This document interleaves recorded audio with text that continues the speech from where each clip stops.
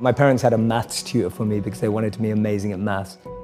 I was pretty good at numbers, and I'd have this tutor and he'd tell me that, he goes, the reason that you're struggling with the next question is because you're always worried about what your parents think.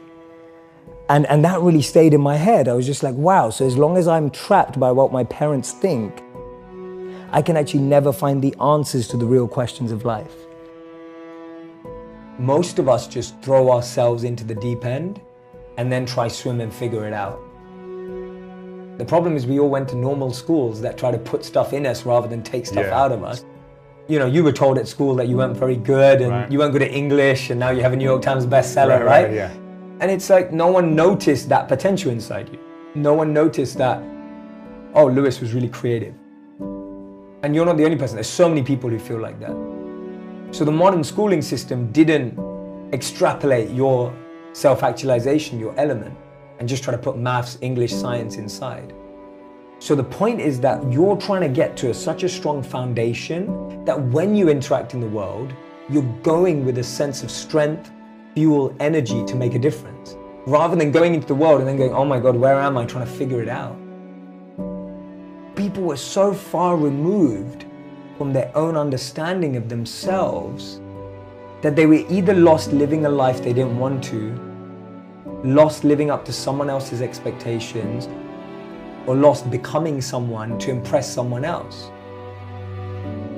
How many of you have a crazy dream or a crazy goal? I want you to write out in the comment section, what is your crazy dream? The dream that keeps you up at night is the real dream you should be chasing. But to chase that dream, to find that dream, to make that dream a reality, you need a strategy, right? A dream without a plan is just a wish. Tony Robbins said that, right? A dream without a plan is just a wish.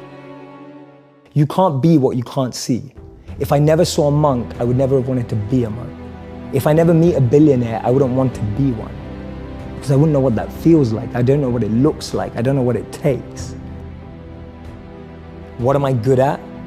What do I love? What does the world need? And how do I get paid for it? To me, those four help you unlock your passion. I often say to people, your passion is for you, your purpose is for others. Your passion makes you happy. But when you use your passion to make a difference in someone else's life, that's a service, that's a purpose. My goal has never been financially or materially oriented. I see that stuff as the byproduct of doing what you love. I genuinely believe that. It's always been that way around for me. My focus is to create entertainment that truly has educational value, but without us always knowing it. I think we all learn best when we don't know that we're learning. If we're all pushed into a classroom and told we have a class, we're all not listening. Start at a place where you have self-awareness, self-actualization, you have figured out what works for you, what your strengths are. So I think it starts even at a physical level. Anyone who's a physical fitness or a health coach will know that different bodies need different food, different sleep, different fluids. We don't all need the same thing. Me and you with different body types can't do the same workout. Our bodies have different tolerances in different things. That's self-awareness at the physical level. We know our limits, we know what we can do, we know what we can't do, we know what our challenge is. On a mental level, what's self-awareness? Knowing what type of people I like to be with. Knowing who helps me grow and who drains me. That's mental self-awareness. I believe that the answers come from within and we're not asking the right questions. I feel we're always looking for the right answers, not the right questions. And the biggest companies that we respect today, the biggest organizations, all came from trying to answer a question. It all came from trying to solve a problem or a question that we were able to identify. So my work comes from a very simple study that I read that said the most successful people in the world choose education over entertainment, and the most unsuccessful people in the world choose entertainment over education. I know people who graduated at 21 and didn't get a job till they were 27. I know people who graduated late at 25 and they found work immediately. I know people who never went to university but found what they love at 18.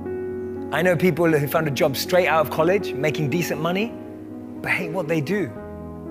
I know people who took gap years and found their purpose.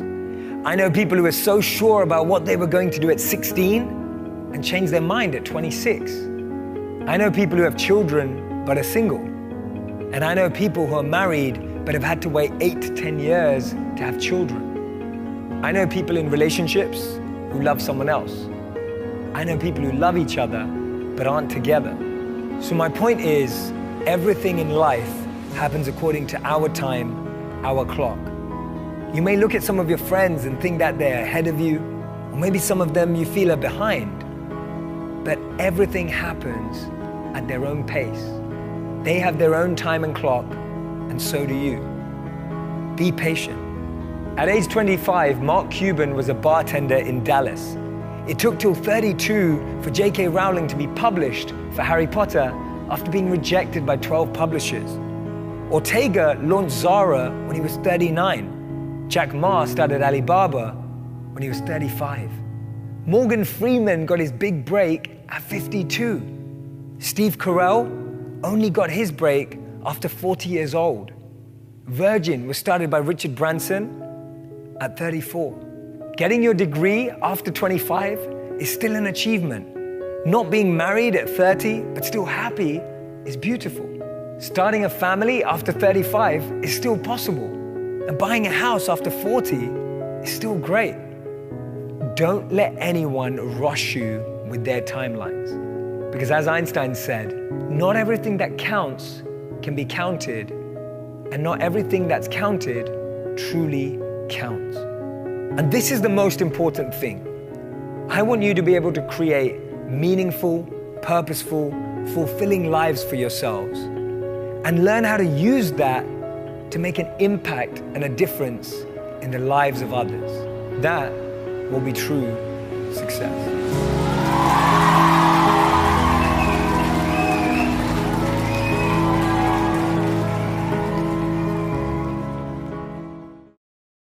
Priority is on the root of things, not the leaf or the symptoms.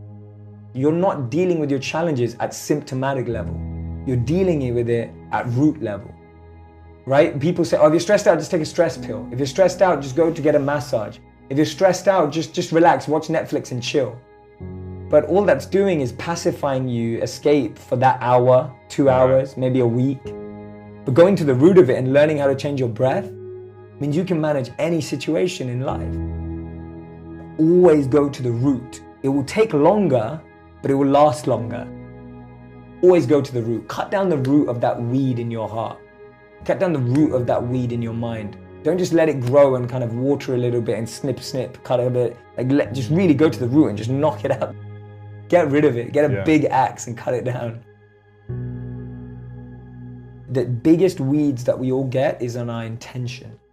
So when I say intention, I mean my current intention is to use everything I've been given, everything that I have, in the service of others. But every day that intention, which is a beautiful little plant that's growing, gets weeds around it. No, do it for the money. Just do it for the fame, do it for the followers, do it for this. All these weeds are like going around my real intention every day. Every day. That's a weed.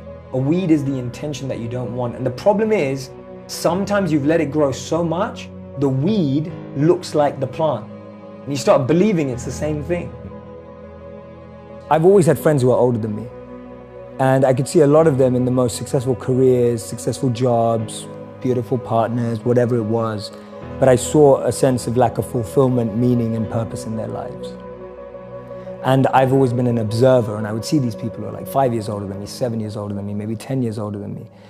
And I'd be watching them and go, is that the life I want? And often the advice I give to people today is fast forward where you are, look at yourself in 10, 15, 20 years' time, and ask yourself the question, is that where I want to be? I think it's Thomas Edison who says, when you feel you've exhausted every option, remember you haven't. And Einstein said, if you judge a fish by its ability to climb a tree, it will spend its whole life believing that it's stupid. And too many of us are fish trying to climb a tree. Too many of us are monkeys being taught how to swim. Too many of us are lions being taught to live like cats. We're not getting to live in our element. Live in that element that you've naturally been given. Don't try adopt another. You know, we've all got a special genius inside of us.